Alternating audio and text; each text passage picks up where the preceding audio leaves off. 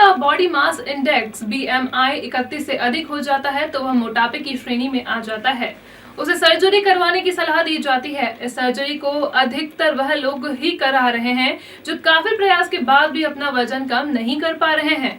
इंदौर में लोगों में मोटापे की समस्या तेजी से बढ़ रही है। आलम यह है कि मोटापे को कम करने के लिए जाने वाली बैरिएट्रिक सर्जरी कराने वालों की संख्या 2 गुना बढ़ गई है, जिनका वजन अधिक हो गया है और काफी प्रयास के बाद भी कम नहीं हो रहा है। ऐसे लोगों का बैरिएट्रिक सर्जरी से इलाज कर इससे होने वाली बीमारी से मुक्त करने का संकल्प शेल्बी हॉस्पिटल ने लिया है। शहर के ख्यात लेप्रोस्कोपिक व बैरिएट्रिक सर्जन डॉक्टर अचल अग्रवाल ने शेल्बी मल्टी स्पेशलिस्ट हॉस्पिटल के साथ जुड़कर इस सर्जरी की शुरुआत की है। शेल्बी हॉस्पिटल के CEO व यूनिट हेड धनंजय कुमार ने कहा है कि अब शहर के लोगों का मोटापे से मुक्ति के लिए एक और बेहतर विकल्प मिल गया है। कोरोना काल में लोग लंबे समय से घर पर रहने से कई लोगों की जीवन शैली खराब हो गई है। इससे मोटापे की समस्या अधिक बढ़ गई है। शेल्बी हॉस्पिटल लोगों को कम खर्च में इस मोटापे से मुक्ति दिलाने में दृढ़ संकल्पित है।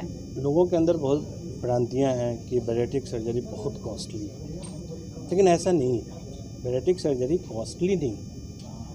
अगर आप देखें तो आम सर्जरी में भी 1, 1.5, 2 के आसपास खर्च होती, उससे ज़्यादा नहीं होता। तो अभी जो हमारा कॉस्टिंग आ रहा है वो लगभग 1.70-2 के बीच में आ रहा है, लेकिन हम प्रयास करेंगे कि इसको और कम से कम में हम करें, क्योंकि हमारा जो मोटिव है वो है कि समाज को हम मोटापे से कैसे मुक्त करें। तो इसके लिए 2 कदम हमें आगे बढ़ना पड़ेगा, ताकि आम आदमी भी इसका लाभ उठा सके। क्योंकि पहले क्या था कि बैरिएट्रिक सिर्फ था कि जो रिचेस्ट पर्सन हैं उनके लिए मतलब बहुत ईजी था, लेकिन अभी क्या है, ये बीमारी पुअर और रिच देख करके तो आता नहीं है, ये सबों में आता है। तो हमें ऐसा करना है कि हम सारे वर्ग को, चाहे वो अमीर हो या गरीब हो, सबके लिए ये उपलब्ध कराएं।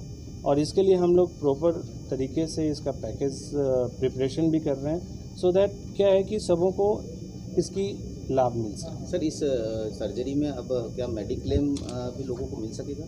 हाँ, मेडिक्लेम में ये कवर करता है, लेकिन ये डिपेंड करता है कि आप ऑनेस्टली कितना अच्छे तरीके से आप मेडिक्लेम में अपना डॉक्यूमेंट भेजते हो।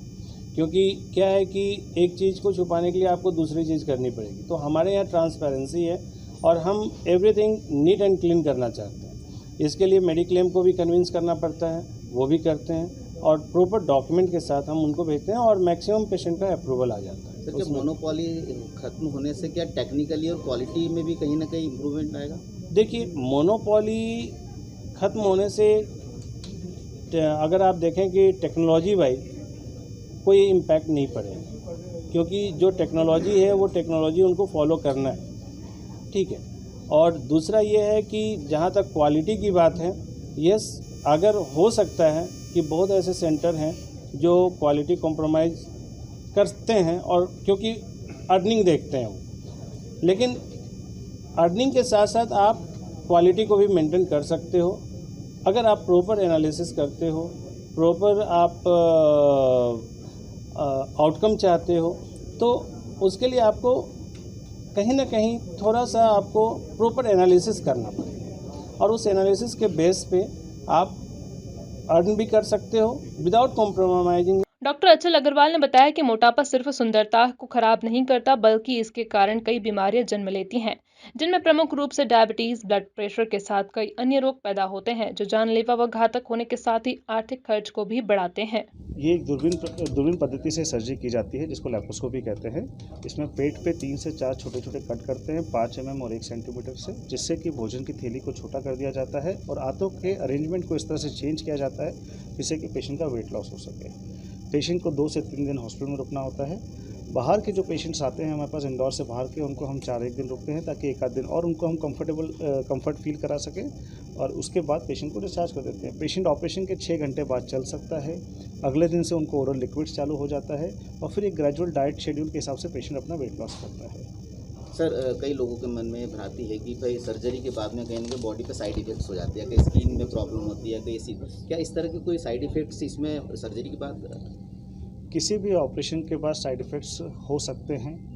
बैरिएट्रिक सर्जरी उससे परे नहीं है, बट साइड इफ़ेक्ट्स ना हो उसके लिए आपको आपके बैरिएट्रिक सर्जन के गाइडलाइंस फॉलो करने पड़ेंगे। साइड इफ़ेक्ट्स किस तरह के होते हैं?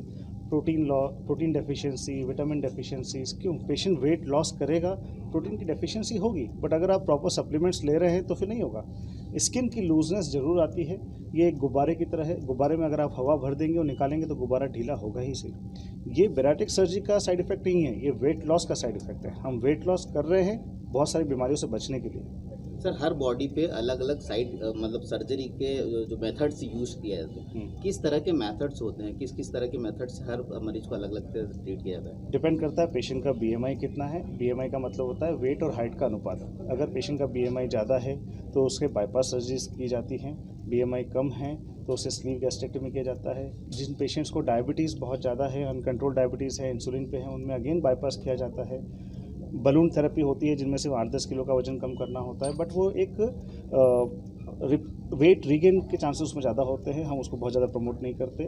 फिर बैंड सर्जरीज होती हैं जिसमें आपका वेट रीगेन को बचाया जाता है। सो ऐसे बहुत सारी अलग अलग तरह की सर्जरीज होती हैं जो कि इंडिविजुअलाइज करनी पड़ती है पेशेंट के हिसाब से। सर आखिर क्या खर्च आता है इस पूरी सर्जरी में? इसका जो बेसिक पैकेज है वो 2 लाख से चालू होता है। अब डिपेंड करता है कि अगेन कौन सी सर्जरी है, राइट। शाल्बे हॉस्पिटल ने 2 दिन पहले ही 145 किलो 48 वर्षीय व्यक्ति की सफल बैरिएट्रिक सर्जरी की, जो पूरी तरह से स्वस्थ है और जल्द ही उनको मोटापे से मुक्ति का नतीजा दिखने लगेगा।